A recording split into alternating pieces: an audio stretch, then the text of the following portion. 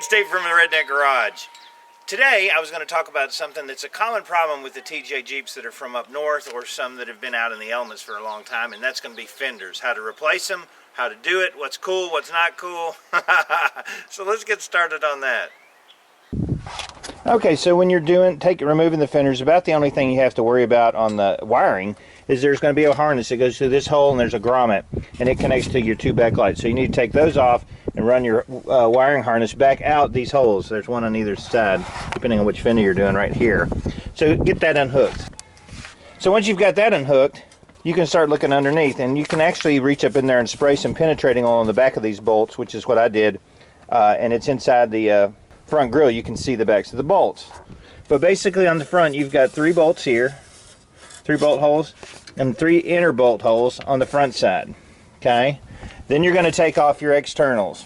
There's an electric distribution box that goes here. You're going to take those little 3 bolts off here and just clear everything off that's on the inner side of your fender, right across the top here. Just take all that stuff off and just kind of lay it to the side. You don't have to go all crazy-fied with it. Just move it out of the way so you can take the fender off. You're just trying to separate it. Now, one part that I have had an issue with is the battery box. You can see in the battery box that I've started to drill this bolt out and this one stuck. The other 2 came out, but it's almost near impossible to take the fender off without removing this battery box top here. This is on the passenger side. On this one, I found it's really difficult for this. I can go get a sharper drill bit and just drill that all the way through on both of these, or I'm just going to take my torch and burn it up. This is a temperature sensor that you can unplug once you get it apart. Now what I'm going to do is just take my cutting torch and just whack those 2 bolts off. And then we're going to show you how to get the rest of the fender off for replacement. Alright, so I'll be honest with you, this has been an aggravating fender removal. As opposed to the YJs, the TJs are a little bit different. They've got this battery plate that I had to cut a couple bolts out. You can see the problems is these metal tabs, they rust out and then they just spin when you try to take them out. So that's kind of what I'm facing back here. You can see this bolt here and there, both of those are just kind of rusted out on the holder. I'm either going to have to take a torch or pliers or something to get those bolts out. But I'm going to try to get this fender off today. And then we're going to talk about why these fenders are so crappy. Brady's here! Hey, Happy New Year. Happy New Year? What do you mean? That's old, dude. Yeah, it's like saying Merry Christmas. Yeah. Happy Hanukkah. Yeah. Happy We're working Kwanzaa. Kwanzaa? Yeah. Okay. We're working on the fender still. I'm like... Still. I mean, this thing is kicking my butt.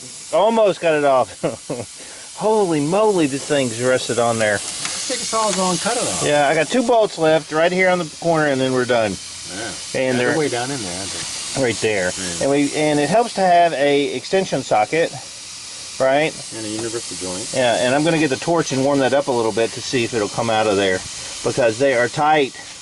And then I think we're about ready to pull this fender off. Yeah, you can see it's really loose.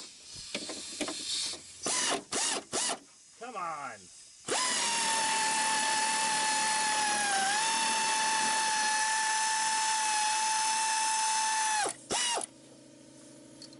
Alright, so this is what a torch is good for. The whole purpose that I bought it is stuff like this. So we're going to fire this baby up and cut this bolt off. Because I don't feel like... I'm trying to get one bolt off. Yeah. So you're cutting the bolt or you're just heating it up? Cutting it.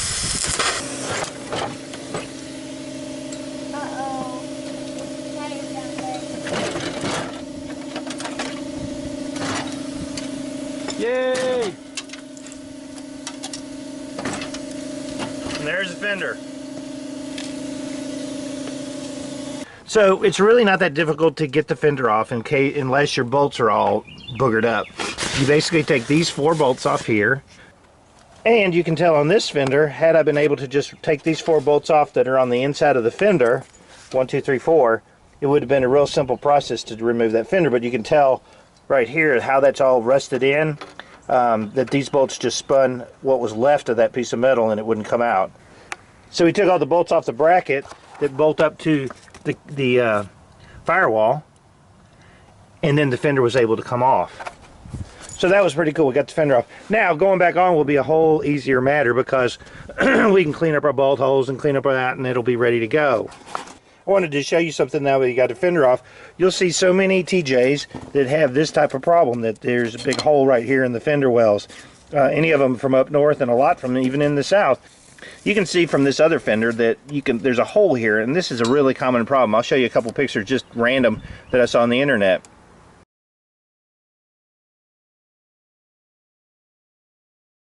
And here's the reason why. You can see that Jeep made a reinforcer that goes on the bottom of your top of the fender, and it's made of metal, but you can see that it's open, right? And what happens is, you can kind of see in this one, is that it gets filled with dirt and gross junk and stuff like that, and it retains water, and it just slowly rusts the inside of this out from the inside out. So when you see people saying we're going to repair this fender, you can forget it. You're not going to repair it, because you're not going to get all that water and junk out of it.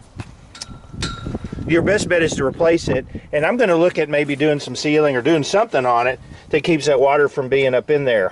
What I may do is look at maybe drilling some very small holes in these relief channels here so it can drain out. We'll see. I'm going to look at that once we put the new fender on. But we got the old fender off, and hopefully you can see that it was a really pretty easy process. My problem is the rust on the fender caused the bolts not to want to come out. Once it's off, then going back on is much easier. I'm going to go ahead and work on the other side, and then we'll be working on getting this motor taken out. Okay, so that's about it on the fender. You can see that I've got it off. Hopefully you can see why these things crap out. They're terrible fenders as far as the design goes. We're going to have another video later about installing them. That this is 90% of your problem, because a lot of times there's rust and you can't get those bolts to come off. So we're going to move it on. I'm going to strip all the pieces off here that I may use later. Moving on. David from Redneck Garage. Keep turning wrenches.